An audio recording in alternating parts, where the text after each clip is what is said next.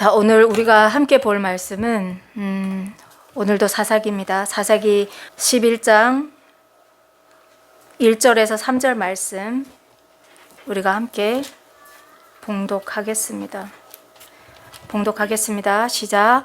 길르앗 사람 입다는 큰 용사였으니 기생이 길르앗에게 낳은 아들이었고 길르앗의 아내도 그의 아들들을 낳았더라. 그 아내의 아들들이 자라매 입다를 쫓아내며 그에게 이르되 너는 다른 여인의 자식이니 우리 아버지의 집에서 기업을 잊지 못하리라 한지라. 이에 입다가 그의 형제들을 피하여 높 땅에 거주하매 잡료가 그에게로 모여와서 그와 함께 출입하였더라. 아멘. 하나님, 오늘도 사사기를 계속해서 봅니다. 하나님, 사사기를 통해서 하나님께서 우리에게 하시는 말씀이 무엇인지 깨닫게 하여 주시옵소서. 성령 하나님께서 오늘도 우리와 함께 하셔서 깨닫는 지혜의 마음도 허락하시고, 또 아버지 듣는 귀도 열어주시고, 또 아버지 우리의 눈을 열어주셔서 진정한 하나님의 나라를 볼 수 있도록 은총 허락하여 주시옵소서. 예수님의 이름으로 기도드립니다. 아멘. 네, 오늘은 길르앗 사람 입다라는 제아의 말씀으로 여러분과 함께 은혜 자리 서기를 간절히 소망합니다. 우리는 계속해서 지금 사사기를 보고 있습니다. 하나님을 등지고 창조 질서와는 다른 길로 가면서 하나님을 인정하지도 바라보지도 않는 세상을 향해서 하나님께서 침묵하지 않으시는구나 라는 것을 우리가 보고 있습니다. 하나님께서 침묵하지 않으시고 말씀하시는데 어떻게 말씀하셨습니까?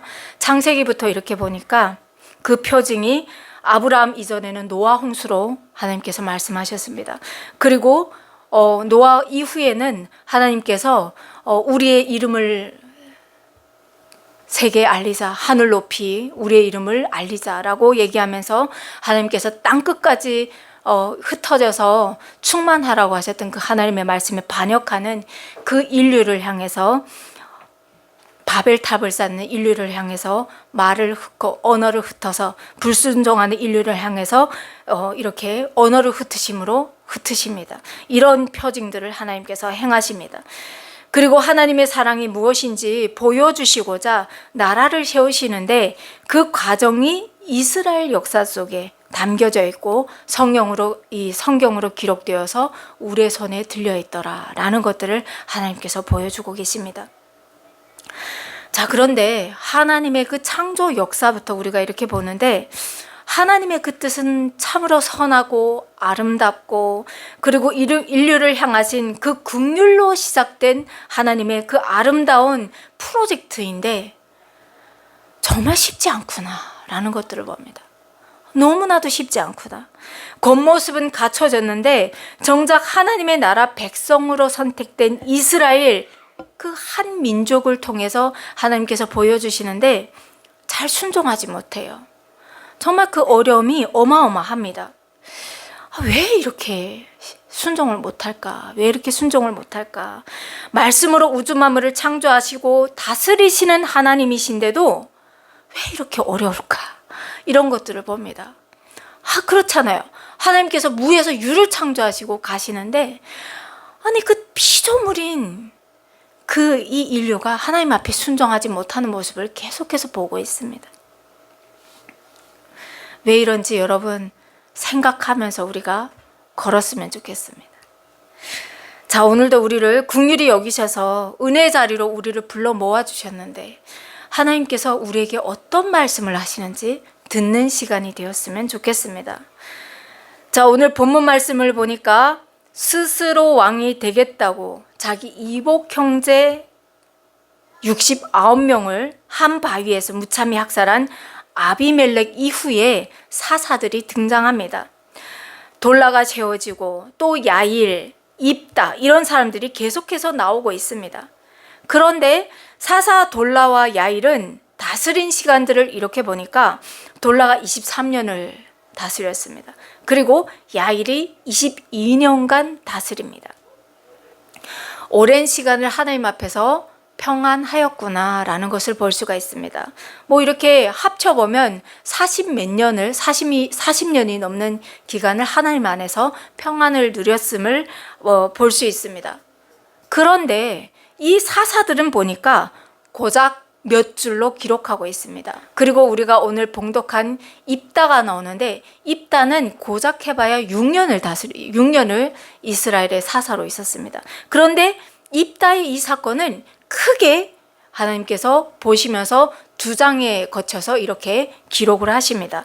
그런데 오히려 돌라와 야일에 대해서는 짧게 기록을 했습니다. 왜 그런 것 같습니까? 한마디로 이 사사들이 일어나서 하나님 앞에 그들을 인솔할 때 이들이 이스라엘의 재판관으로서 또 그 직무도 잘 수행하고 또 하나님 앞에 그 말씀 앞에 잘 순종하니까 어떤 일들이 있었겠습니까? 주변에 이스라엘을 괴롭히는 가시들이 맥을 못 추더라 라는 것들을 성경은 역설적으로 보여주고 있습니다. 그러니까 평탄한 날들을 하나님께서 허락하셨더라 라는 것을 기록하고 있습니다. 자, 이렇게 하나님께서 세우신 그 사사들이 수명이 다하고 죽고 나니까 이스라엘 자손은 또 어김없이 여호와의 목전에서 여호와의 얼굴 앞에서 다시 우상을 섬깁니다.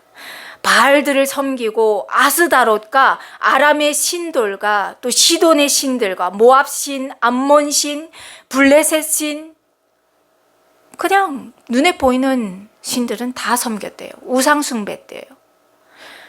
그럼 이들에게 있어서 여호와는 어떤 신이었을까요? 우방 신들 중에 한 우상처럼 섬긴 겁니다. 그래서 하나님의 징계가 이들에게 임합니다. 자, 이스라엘이 하나님 앞에 잘 순종하며 하나님 나라 백성답게 세상의 빛과 소금으로 살면 이스라엘이 평안을 누리는데, 하나님께서 이스라엘의 그 가시들을 날카롭게 하지 않으시는데 이들이 하나님 앞에 순종하지 않으니까, 여호와를 다른 우상들과 똑같이 섬기니까, 그러니까 하나님께서도 이 가시들을 들어서 이스라엘을 때리기 시작합니다. 어떻게 때리십니까? 이번에는 이들을 블레셋 사람들과 암몬 사람들의 손에 내어주시는데 18년 동안 이스라엘이 고통을 당합니다. 암몬 자손이 요단을 건너서 유다와 베냐민과 에브라임 족속과 싸우는데 이스라엘의 고통이 이만저만이 아닌 거예요. 그러니 이들이 또 무엇을 하겠습니까? 하나님 앞에 나와서 하나님 잘못했습니다, 우리를 제발 살려주세요 하고 울면서 대성통곡하고 비는 거예요. 그때 하나님께서 진노하시면서 말씀하십니다. 뭐라고 진노하시느냐? 10장 11절에서 13절에 보면 내가 애굽 사람과 아모리 사람과 암몬 자손과 블레셋 사람들에게서 너희를 구원하지 아니하였느냐? 또 시돈 사람과 아말렉 사람과 또 모든 너희들을 앞지 않은 그 열방들을 통해서 너희들이 나에게 부르짖을 때 내가 너희들을 외면하지 않고 내가 그들로부터 그들의 손에서 너희를 해방시켰다. 그런데 너희가 나를 버리고 다른 신들을 섬기니까 그러므로 내가 다시는 너희들한테 너희를 구원하지 않겠다 라고 얘기합니다. 여러분, 우리 인간관계에서도 그렇지 않나요? 한 번 속지 2번 속습니까? 그런데 이스라엘은 보니까 지금 계속해서 하나님을 거짓말해도 어떻게 이렇게 거짓말할 수가 있습니까? 그러니까 하나님께서 너무 분노하셔가지고 다시는 내가 너희를 구원하지 않겠다라고 말씀하십니다. 그런데 오늘 놀랍게도 여기에서 등장하는 이 나라들을 보니까 이스라엘이 가나안이 그 약속의 땅을 성취할 때 이스라엘이 다 내쫓았던 그런 이방인들입니다. 그러면 무슨 말씀이죠? 그 전에는 이스라엘이 힘이 있어서 이들을 내쫓을 수 있었습니까? 아니라는 거죠.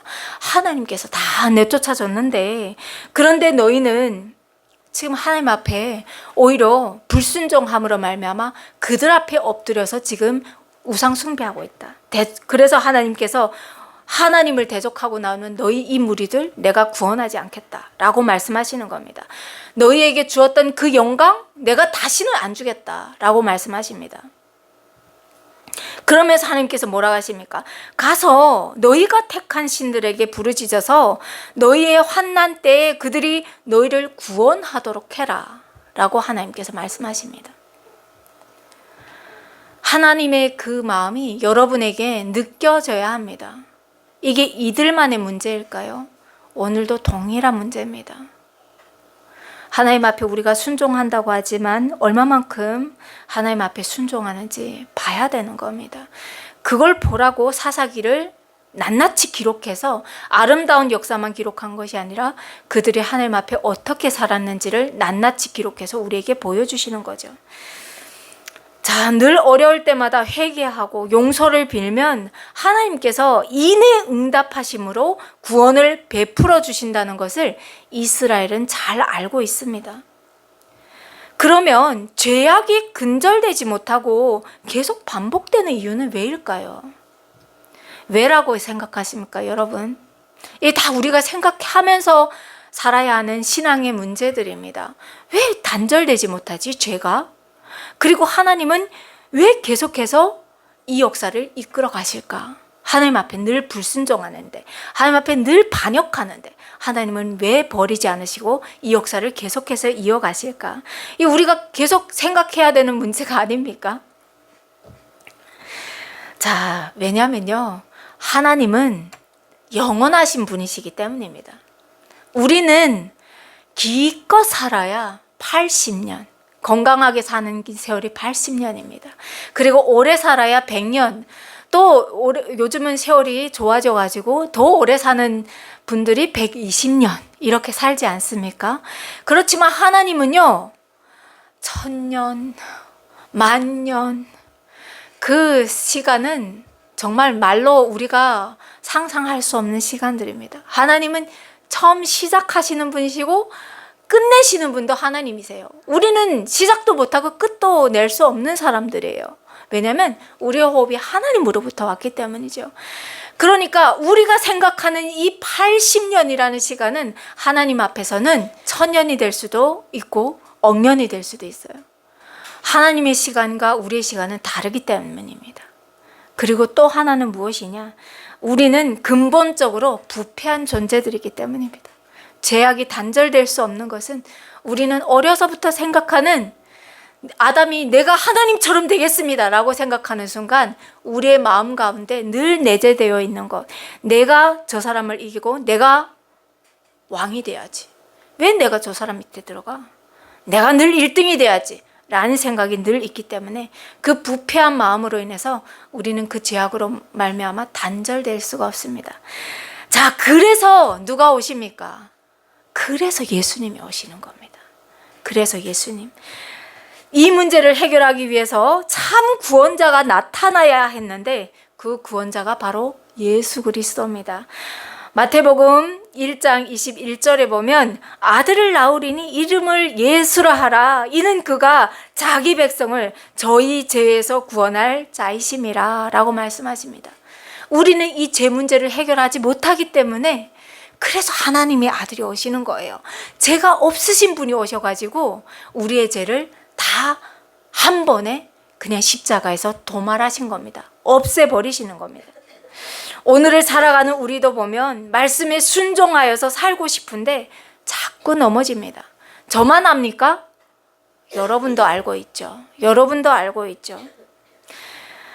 이런 저와 여러분을 위해서 예수님이 오셨는데 그것을 요한복음 3장에서 이렇게 말씀하고 있습니다. 하나님께서 세상을 이처럼 사랑하사 독생자를 주셨는데 그 독생자를 주심은 이른 그를 믿는 자마다 멸망하지 않고 영생을 얻게 하려 하심이라. 하나님이 그 아들을 보내신 것은 세상을 심판하려 하심이 아니요 그로 말미암아 세상이 구원을 받게 하려 하시려고 독생자 아들을 보내주셨대요. 그를 믿는 자는 심판을 받지 아니하는 것이고 믿지 아니하는 자는 하나님의 독생자의 이름을 믿지 아니함으로 벌써 심판을 받았대요. 자, 여러분, 구약의 이스라엘 사람들은 하나님의 말씀을 사랑으로, 은총으로 받아들인 것이 아닙니다. 늘 두려움으로, 내가 안 지키면 어떡하지? 하나님께서 나를 치시겠네? 나를 진멸하시겠네? 어떡하지? 하나님의 그 심판과 징계가 두려워서 하나님 앞에 억지로 있었습니다. 자, 억지로 있으면 어떤 일들이 일어나죠? 내 눈에 아름다운 것들이 있으면 그것을 쫓아갑니다. 내 마음에 자발적인 순종이 아니면 우리는 늘 넘어집니다.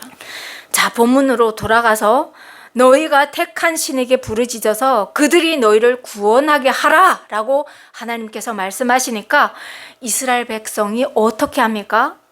우리가 범죄하였으니 주께서 우리에게 좋은 대로 우리에게 행하실 것입니다. 그렇지만 오직 주께 구하옵나니 오늘 우리를 이 재앙에서 건져내어 주십시오 라고 하나님 앞에 간절히 간구하면서 이들이 무엇을 하느냐? 자기들이 섬기던 이방신들을 없애고 여호와 앞에 납작 엎드립니다. 자, 그러니까 이런 이스라엘을 바라보시는 하나님의 마음이 어떤지 여러분 보십시오. 하나님께서 근심하셨다라고 성경은 기록하고 있습니다.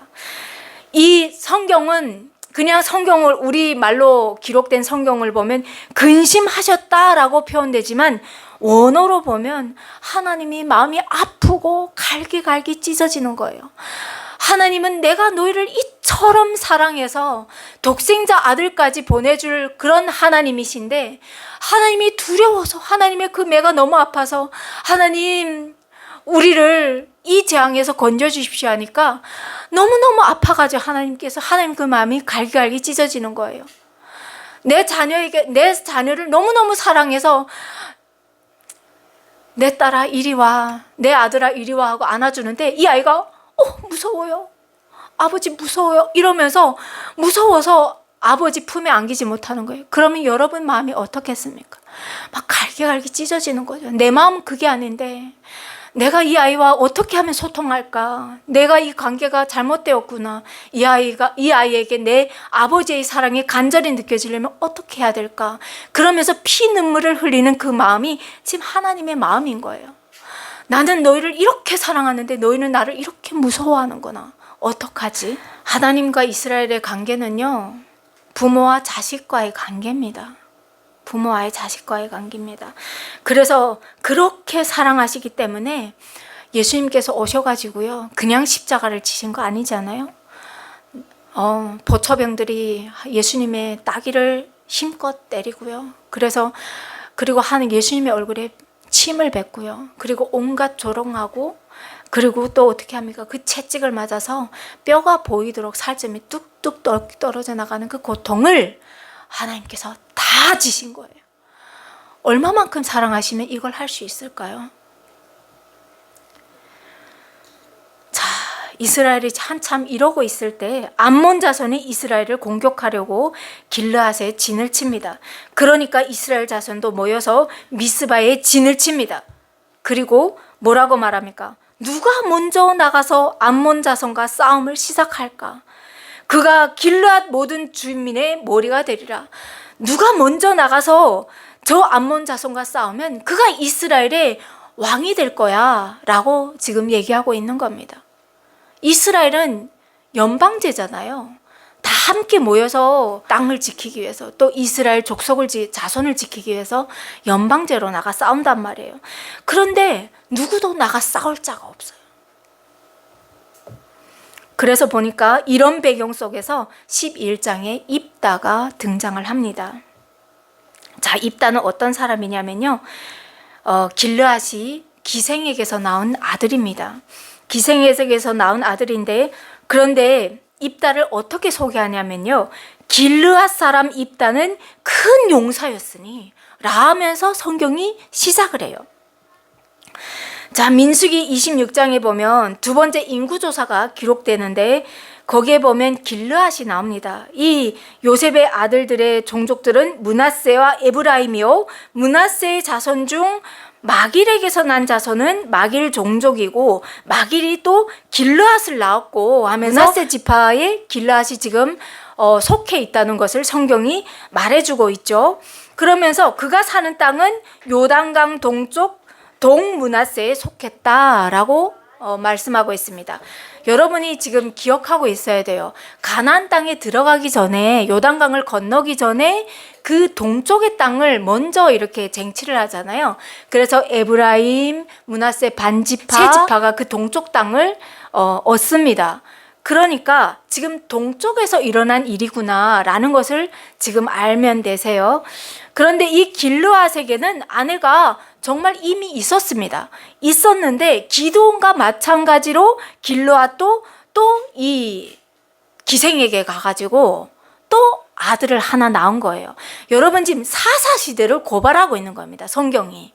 아들이 지금 이미 많았대요. 많았는데 기드온도 이방 여인을 맞아가지고 아비멜렉이라는 그 아들을 하나 낳았더니 이 길르앗이라는 사람도 아들이 이미 많은데, 한두 명도 아니에요. 이미 많은데 또 기생에게 나가가지고 아들을 하나 얻었다는 거예요. 그런데 이 자녀들이, 아들들이 자라니까, 길르앗의 아들들이 자라니까 어떻게 하냐면요, 이제는 힘이 세졌잖아요. 그러니까 이 입다를, 기생의 몸에서 난 입다를 그러는 거예요. 너는 다른 소생의 아들이니까 나가. 우리 아버지의 기업을 네가 차지할 수 없어. 나가 하고 쫓아버립니다. 그런데 쫓아버릴 때 이 아들들만 그런 것이 아니라 이 므낫세에서 같이 살고 있는 장로들도 다 함께, 친지들이 함께 이 입다를 내쫓은 거예요. 입다가 얼마나 불쌍합니까? 자, 그러니까 이 입다가 그 아버지의 집을 피해서 다른 땅에 가서 살고 있는데, 도비라는 땅에 가서 살고 있는데, 그러니까 어떻게 하겠습니까? 기업도 없고 집도 없고 낯선 땅에 갔으니까 이 사람이 할 수 있는 건 뭡니까? 결국에는 남의 것을 빼앗아서 먹을 수밖에 없겠죠. 그러니까 이 사람 옆에 건전하지 못한 사람들이 모였다는 것은 불량배들, 깡패들이 가득히 모였다는 겁니다. 입다가 큰 용사라고 소개하는 것은 이 사람이 손도 맵고 그리고 힘도 세고 그 주변에 왔다 갔다 하는 사람들에게서 진짜 두려운 존재로 있었다라는 것을 성경은 기록하고 있는 거죠.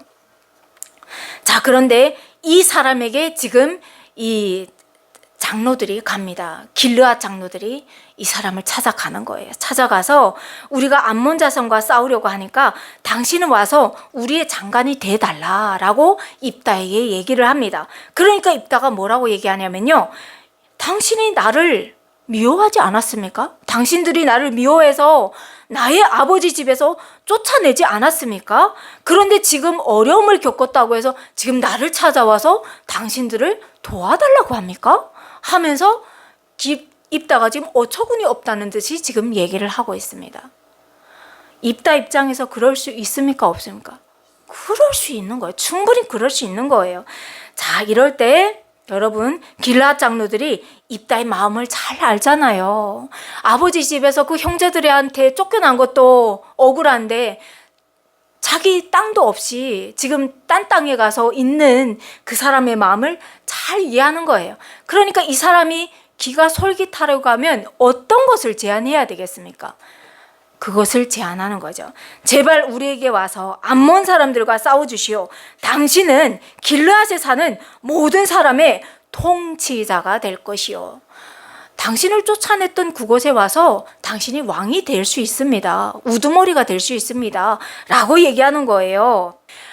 내가 거기에 가서 이기면 그러면 그 사람들에게도 내가 당당하게 가서 그 사람들의 우두머리로 되고 내가 그동안 받았던 그 서름도 다 보상받을 수 있다고 입다가 그렇게 생각을 한 거죠. 그럴 수 있는 지금 조건을 내건 거죠. 그래서 입다가 이렇게 얘기하는 겁니다. 너희가 나를 데리고 고향으로 돌아가서 내가 암몬 자손과 싸우게 할 때 만일 하나님께서 나에게 정말 그 전쟁의 승리를 갖다 준다고 하면 내가 과연 너희의 머리가 되겠느냐? 라고 다시 재차 묻습니다. 그때 길르앗 장로들이 뭐라고 합니까? 여호와는 우리 사이의 중린이시니 당신의 말대로 우리가 그렇게 행할 것이다. 자, 여러분, 계약이 체결됐습니다. 계약이 체결됐어요. 입다가 하루아침에 고향으로 돌아가서 그 서러웠던 보상들을 다 받고 인정받는 길이 열렸습니다. 여러분, 우리 한 번쯤은 다 그런 마음이 있지요. 이런 마음이 있죠. 내가 그동안 고생한 것, 내 형제에게 진짜 보상받고 싶고 인정받고 싶고 그런 심리가 다 있지 않습니까? 그게 성경에서 지금 얘기하는 겁니다. 다른 얘기가 아니에요. 우리 얘기예요. 우리 얘기. 자, 그래서 입다가 사사를 보냅니다. 그 암몬 족속에게 보내면서 왕에게 암몬의 왕에게 사사를 보내면서 얘기하죠. 내가 나와 무슨 상관이 있기에 내 땅을 차지하려고 나왔느냐, 치려고 나왔느냐 라면서 사자를 보내서 당당하게 얘기합니다. 그러니까 암몬 왕이 뭐라고 하냐면요, 아니야, 그 땅은 너네 땅이 아니야. 본래 그 땅은 우리 영토야. 그러니까 그냥 너희가 좋게 생각해서 그 땅을 우리한테 좋게 넘겨주면 전쟁 치를 필요 없어 라고 암몬 왕이 다시 사자를 보내서 얘기해요. 그러니까 입다가 뭐라고 얘기하느냐, 그 땅이 이스라엘의 땅이 되기까지 그 역사를 쫙 풉니다. 그러면서 관건적으로 뭐라고 얘기하느냐, 이스라엘의 하나님 여호와께서 이같이 아모리 족속을 자기 백성 이스라엘 앞에서 쫓아내셨거늘 내가 그 땅을 얻고자 하는 것이 옳은 것이냐? 그러면서 내신 아모스가 내게 그런 땅을 너에게 준다고 하면 너는 그 땅을 차지하지 않을 거니? 아니, 우리의 왕이신 여호와께서 그 땅을 우리에게 주시는데 우리가 그러면 그 땅을 차지하는 것이 맞지 않느냐? 라면서 역사까지 차근히 다 들고 나오면서 이 입다가 암몬 왕에게 조곤조곤 다 얘기를 합니다. 그럼 결과적으로는 뭐죠? 너희가 지금 어처구니 없는 전쟁을 해왔다. 이 전쟁이 여호와 보시기에 맞지 않다라는 것을 얘기하면서, 그러면서 이 입다가 암몬 왕과의 그 다툼에서 하나님을 심판자로 모셔옵니다. 내가 내게 죄를 짓지 아니하였거늘 내가 나를 쳐서 내게 악을 행하고자 하는구나. 원하건대 심판하시는 여호와께서 오늘 이스라엘 자손과 암몬 자손 사이에서 판결하시옵소서 라고 얘기했습니다. 자, 그때 여호와의 영이 입다에게 임합니다. 자, 그러면 길르앗 장로들이 가서 입다를 데려올 때는 하나님이 입다를 선택한 겁니까? 아니에요. 길르앗 장로들이 용감한 입다를 자기들의 사사로 세웠습니다. 그런데 그가 하나님을 심판자로, 암몬과 이스라엘 사이에 하나님을 심판자로 세우면서 그 역사를 조곤조곤 하면서 정말 어처구니 없는 역사를 끌고 온 것이 아니라 하나님께서 이스라엘에게 베푸신 그 은혜들을 갖고 왔기 때문에 하나님께서 이 전쟁에 다시 한번 개입하시는 거예요. 자, 그러면서 여호와의 영이 입다에게 임하니까 어떤 일들이 일어납니까? 입다가 이스라엘을 이끌고 나가서 20성읍을 진멸하는 겁니다. 20성읍을 승리로 이끌어 오는 거예요. 그리고 또 어떻게 합니까? 그들이 이스라엘에게 무릎 꿇게 하는 겁니다. 이런 일들이 일어나는 거예요. 자, 그런데 입다는 사사로 일어서서 6년을 다스렸다고 했어요. 그런데 이 사건이 왜 기록되었느냐? 여러분, 이제부터 중요한 겁니다. 입다가 전쟁을 치르기 전에 완전 대단한 실수를 합니다. 그 실수가 무엇이냐? 하나님 앞에 선을 하는데 아주 잘못된 선을 해요. 그게 무엇이냐? 하나님 앞에 조건을 건 승리를 주십시오라고 얘기를 했습니다. 그 조건을 건 서원을 한 것이 잘못된 것이 아닙니다. 그가 어떻게 얘기했는지 보겠습니다. 주께서 과연 암몬 자손을 내 손에 넘겨주시면 내가 암몬 자손에게서 평안히 돌아올 때에 누구든지 내 집 문에서 나와서 나를 영접하는 그는 여호와께 돌릴 것이니 내가 그를 번제물로 드리겠습니다 라고 얘기했습니다. 인신제사를 하나님 앞에 서원한 거예요. 먼저 나오는 사람을 번제로 태워드리겠다고 덜커덩 서원을 한 겁니다. 자, 여러분, 당시 이스라엘 주변에는 인신제사가 만연했습니다.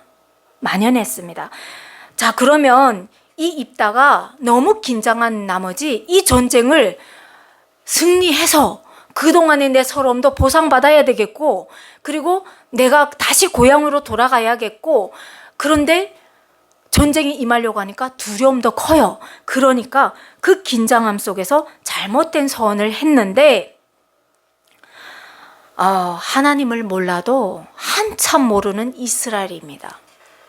하나님이 어떤 분이신지 몰라도 한참 모르는 이스라엘입니다.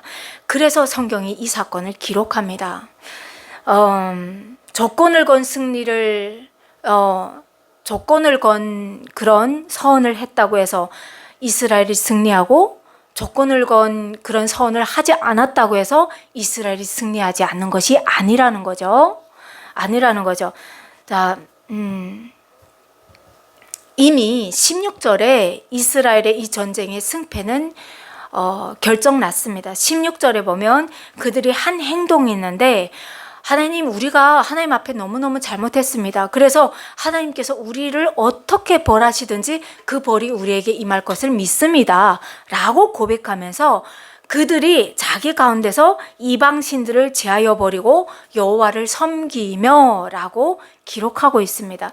그래서 하나님의 마음이 근심하였다고 했잖아요. 하나님의 마음이 막 찢어지는 것처럼 아픈 거예요. 나는 그게 아닌데, 나는 너희에게 사랑을 주려고 하는데 너희는 나를 두려운 하나님으로 알고 있구나 하면서 하나님께서 이미 마음에 근심하였다는 것은 이들이 자기들 가운데서 이방신을 제하여 버리고 여호와 앞에 엎드림에, 여기서 이미 전쟁은 승패가 결정이 났습니다. 이겼습니다. 거기에다가 입다가 하나님을 심판자로 불러오면서 이미 승리했습니다. 그러면 성경이 왜 이것을 기록하고 있냐면요, 이스라엘이 하나님께서 세우신 백성임에도 불구하고, 하나님께서 선택한 백성임에도 불구하고, 열국이 다 모르는 거는 이해하겠는데 하나님께서 선택한 이 이스라엘마저도 하나님을 잘 모르더라 라는 것을 기록하고 있습니다. 왜 예수님께서 올 수밖에 없었는지 그것을 말씀하기 위해서 이 입다 사건을 여기에 기록하고 있습니다. 자, 여러분, 우리는 창세기를 봤습니다. 창세기에서 하나님께서 제일 마지막 날에 사람을 만드시죠. 사람을 빚어서 하나님의 형상 따라 모양대로 지으시면서 하나님의 호흡을 사람에게 주셨습니다. 저와 여러분의 호흡은 우리 게 아닙니다. 하나님 겁니다. 그러면서 하나님께서 또 어떤 걸 주십니까? 복을 주시면서 생육하고 번성하여서 땅에 충만해라. 바다와 하늘과 땅 밑에 있는 모든 것들을 너네가 다스려라 하고 주셨습니다. 왕자의 신분으로 저와 여러분을 세우셨다는 거예요. 그런데 사람들은 죄가 세상에 들어오니까 그런 하나님을 보지 못합니다. 여러분, 이렇게 다 만드시고 주실 때, 야, 똑바로 섬겨, 안 섬기면 확 죽여버릴 거야 라면서 주셨겠습니까? 아니죠. 야, 이 아름다운 거 색채까지 다 넣어주시면서 주실 때는, 야, 이 심심하지 말라고 하늘에 짹짹대는 새도 주시고, 그리고 침침하지 말라고 구름만 준 것이 아니라 해도 주시고, 하늘에 찬란한 별도 주시고, 그리고 땅에 나는 온갖 과일과 이런 거 왜 다 주셨겠습니까? 내 자녀를 사랑해서 주신 겁니다. 우리가 우리 자녀에게 모든 것 아낌없이 내 목숨까지 주고 싶어하는 그 마음처럼 하나님께서도 다 부어주셨다는 거예요. 그게 하나님의 마음인 거예요. 그런데 이스라엘은, 이 세상은, 인류는 하나님을 모른다는 거예요. 무서워서, 맞을까봐, 죽을까봐. 이런 하나님의 마음을 아는 사람이 한 명이 있었습니다. 그 사람이 누구였냐면요, 다윗이었습니다. 다윗이 시편 8편에 보면 이렇게 고백합니다. 사람이 무엇이기에 주께서 그를 생각하시며 인자가 무엇이기에 주께서 그를 돌보시나이까. 그를 하나님보다 조금 못하게 하시고 영화와 존귀로 관을 씌우셨나이다. 주의 손으로 만드신 것을 다스리게 하시고 만물을 그의 발 아래 두셨으니 곧 모든 소와 양과 들짐승이며 그리고 공중의 새와 바다의 물고기와 바닷길에 다니는 것이니이다. 여호와 우리 주여, 주의 이름이 온 땅에 어찌 그리 아름다운지요. 다윗이 보완했습니다. 하나님이 그 마음을 보완했습니다. 하나님은 다른 게 없어요. 함께 살고 싶어 해요. 여러분의 자녀를 그토록 사랑해서 좋은 것 입히고 먹이고 함께 살고 싶고 좋은 것도 보러 다니고 싶고 하는 것처럼 하나님도 우리에게 함께 호흡하고 함께 살고 싶어 와서 이 여성들을 함께 하십니다. 예수님을 보내신 이유도 그것 때문입니다. 여러분, 사람을 보지 마십시오. 하나님을 보십시오. 하나님이 그 마음을 보십시오. 한 주를 살 때 여러분, 하나님이 두려워서 걷는 여러분이 아니라 일주일도 피곤한데 예배 안 드리면 안 될 것 같아. 왠지 우리 집에 안 좋은 일이 일어날 것 같아. 라는 마음으로 교회에 오는 것이 아니라 나를 사랑한 하나님, 나 하나님 정말 보고 싶어요. 하나님, 오늘도 하나님과 함께 호흡하고 싶어요. 이런 기쁜 마음으로 모이는 저와 여러분이 되기를 간절히 소망합니다.